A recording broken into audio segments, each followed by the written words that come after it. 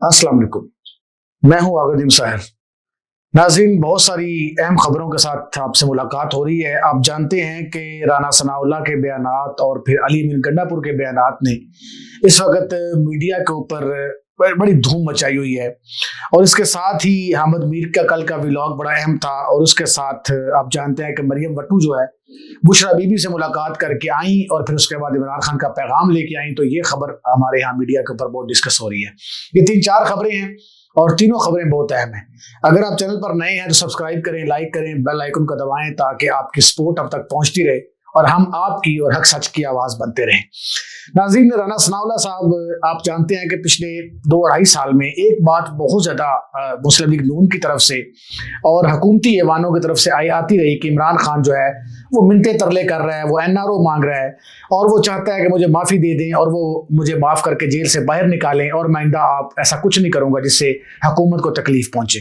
तो हुकूमत की तरफ से एक ऐसा नैरेटिव डेवलप किया गया जिससे ये तासुर दिया गया कि इमरान खान तो अंदर जेल में डर गया है और वो माफिया मांग रहा है और उसने घुटने टेक दिए हैं। लेकिन राना सनाउल्लाह के कल के बयान ने बिल्कुल आप समझे कि एक हलचल सी मचा दी है। बल्कि उससे पहले भी अली अमीन गंडापुर ने जो मोहम्मद मालिक को इंटरव्यू दिया, फिर उसके बाद एक और इंटरव्यू, 2-3 इंटरव्यू उन्होंने दिए और उन तीनों इंटरव्यू से ये बात उन्होंने महसूस करवाई कि जैसे इमरान खान तो रिहा होने वाला था, अलीमा खानम और दीगर लोगों की कोशिशों से इमरान खान जो है दोबारा जेल में चला गया। फिर आप जानते हैं कि मोहसिन नकवी साहब की प्रेस कॉन्फ्रेंस, उन्होंने भी कहा कि अलीमा खान ने फैसलों को वीटो किया, वरना हम तो इमरान खान को जो है वो अस्पताल मुंतकिल कर देते, उनका इलाज 3 दिन पहले शुरू हो जाता, मगर तरीके इंसाफ की तरफ से जो है वो डिले होता रहा मामला और 3 दिन उनका ट्रीटमेंट जो है वो लेट हुआ।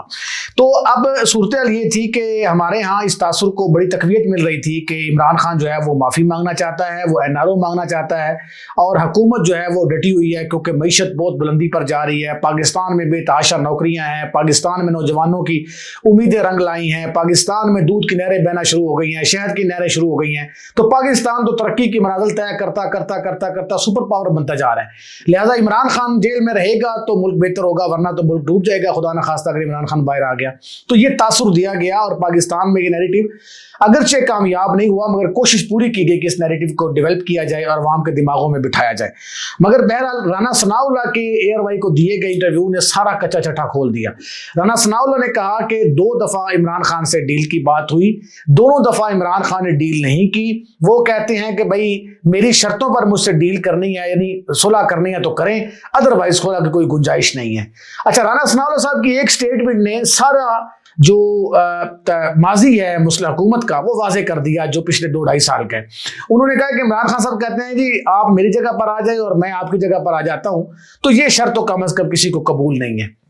तो इसका मतलब ये हुआ कि राना सनाउल्लाह साहब ने या हुकूमत ने, मैं तो यही समझता हूं कि हुकूमत ने घुटने टेक दिए। राना सनाउल्लाह के बयान के बाद बिल्कुल ये वाज़ेह हो गया है कि हुकूमत ने 2 दफा कोशिश की पूरी ईमानदारी से, अली अमीन गंडापुर और मोहसिन नकवी ने भी कोशिश की, मगर इमरान खान की तरफ से जो इन्होंने इमरान खान को ऑफर्स दी, जो इन्होंने पैकेज दिया, इमरान खान उस पैकेज को नहीं मानता था। क्योंकि इमरान खान का जो सबसे बुनियादी मसला है वो ये कहता है कि सबसे पहले मुझे रिहा करो और मेरा मैंडेट वापस करो। अच्छा, वो ये नहीं कहता कि मुझे रिहा करो यानी मुझे एनआरओ दे के या डील दे के रिहा करो। वो कहता है मुझे अदालत से इंसाफ दिलवाएं, मुझे अदालती रास्ते से रिहा करें, मैं किसी तरह का डील, किसी तरह की फेवर लेके बाहर नहीं आना चाहता। दूसरे लफ्जों में इमरान खान ये कहता है कि मैं नवाज शरीफ नहीं बनना चाहता। और अब नवाज शरीफ के बारे में आप देखें कि हैरानकुन बात है, आप जरा आमर मतीन की गुफ्तगू सुने।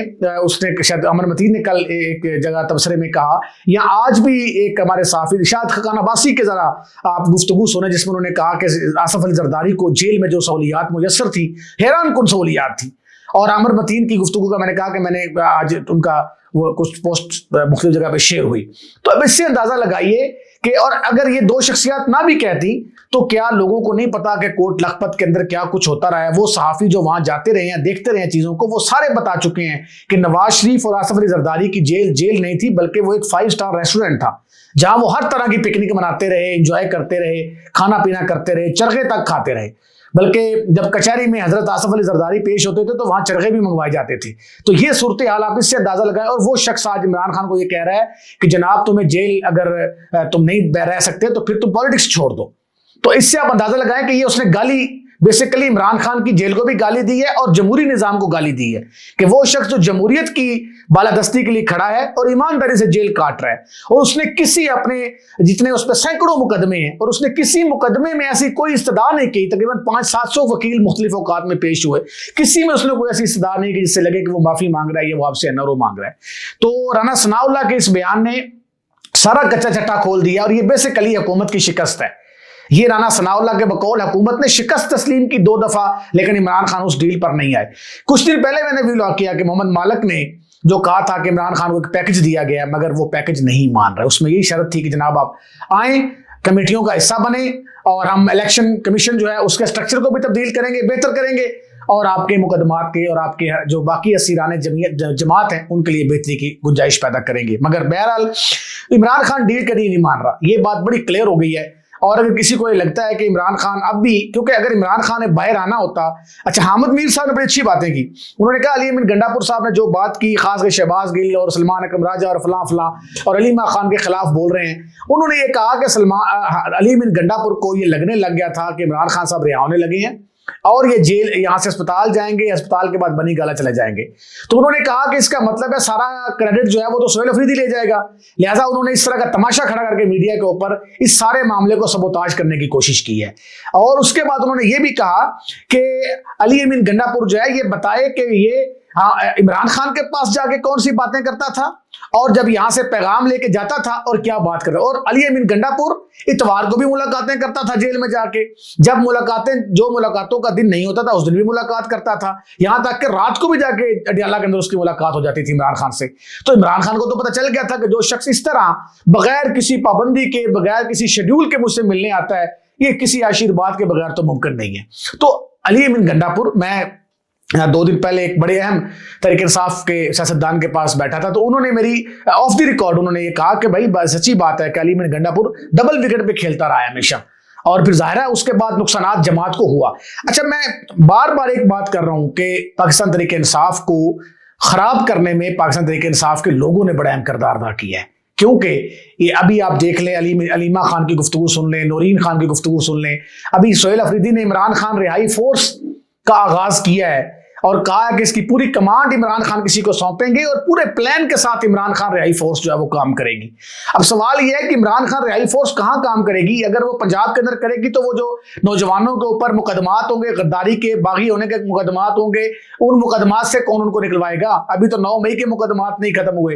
तो ये सोहेल अफरीदी साहब को पहले तय करना है कि अगर तो ये एक बड़ी पुरअमन, जिस तरह वो कह रहे हैं कि पुरअमन तहरीक होगी, पुरअमन होगी तो बहुत अच्छी बात है, मगर अगर इसके अंदर एहतजाज आ जाएगा तो 26 नवंबर और 9 मई जो है वो बहुत पुराने नहीं हुए और पाकिस्तान तहरीक इंसाफ को इन दोनों दिनों ने बहुत ज्यादा नुकसान पहुंचाया है, 9 मई ने भी और 26 नवंबर ने भी।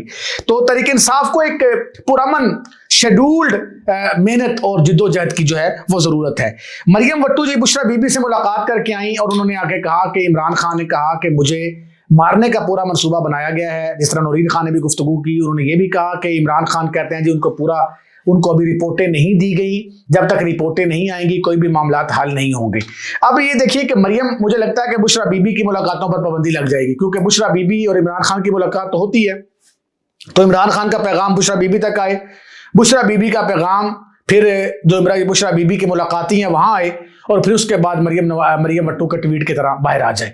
तो मुझे लगता है कि जो मरियम वट्टू ने गुफ्तगू की, फिर नौरीन न्याजी ने ये सारी बात की कि भाई इमरान खान ने कहा कि मुझे मार दिया जाएगा, मुझे मारने का प्लान किया जा रहा है। तो ये मामलात, अब एक तरफ मोहसिन नकवी की गुफ्तगू सुने, मैं बार बार एक ही बात कर रहा हूँ, भाई अगर आप लोग सच्चे हैं तो उनकी बहनों की मुलाकात करवा दें। अगर आप सच्चे हैं तो आप इमरान खान के किसी उनकी बहनों की मौजूदगी में उनका ट्रीटमेंट करवा दें, इसमें तो कोई मसला नहीं है। भाई जब आप काने नहीं हैं तो आपको क्या जरूरत है कि इमरान खान के बारे में चीजें छुपाकर मजीद सस्पेंस पैदा करने की, चीजों को ग्लैमराइज करने की?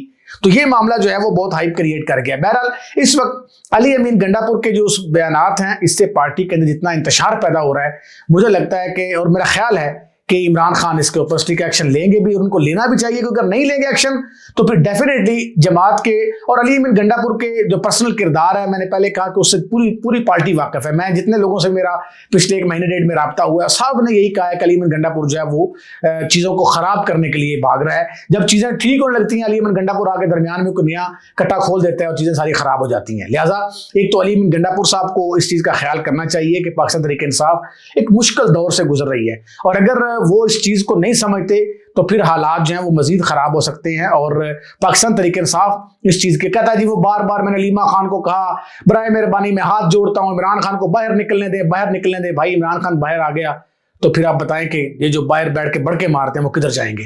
तो इमरान खान को बाहर आना चाहिए, मगर किसी डील के तहत वो नहीं आएंगे। उनके साथ ईमानदारी से अदालतों के साथ इंसाफ वाला सलूक करें, उनके फैसले सुने, और उसके बाद इमरान खान को रिहा करें। और इमरान खान के रिहा होने के बाद पाकिस्तानी सियासत का मंजरनामा अगले 20, 25, 30 साल के लिए बदल जाएगा, और वो जो जमहूरी निज़ाम कायम होगा, हमारा सिस्टम, हमारा निज़ाम उस वक्त से डर रहा है कि वो बाहर आए और पाकिस्तान का निज़ाम बदल जाए। तो इमरान खान को अंदर रखने का एक ये भी फ़ायदा है कि यहाँ हर तरह का जो है नलायक जाहिल, जिस तरह के लोग आए मर्जी आए, इलेक्शन लड़ें और हुकूमतों में बैठें, कोई उनको पूछने वाला नहीं है। जरदारी साहब ने जो कुछ बातें की उसकी जेल के बारे में, तो मैं पहले बता चुका हूं कि नवाज शरीफ, जरदारी साहब और हुकूमत में इतने लोग बैठे हैं, कम से कम ये अपनी जेलों का हाल जरूर बयान करें। हम ये नहीं कहते कि इमरान खान के दौर में ज्यादतियां नहीं हुई। मुझे याद है मुफ्ती इस्माइल साहब एक टॉक शो के अंदर रोने लग गए थे जिस तरह का सलूक किया गया था जेल के अंदर, जिस तरह उन पर मुकदमात बनाए गए। तो इमरान खान के दौर में भी कोई अच्छे फैसले नहीं हुए, उसने भी जुल्म किया है। लेकिन अगर हम ये कहेंगे कि मेरी एक बारी आएगी मैं तुमसे बदला लूंगा, तेरी बारी आएगी तुम मुझसे बदला लेना, तो फिर बदले की सियासत में पाकिस्तान का बेड़ा गर्क हो रहा है, हो चुका है और मजीद हो जाएगा खुदा ना खास्ता। बराए मेहरबानी पाकिस्तान को बचाएं, अपनी सियासत को कुर्बान करें। बहुत शुक्रिया।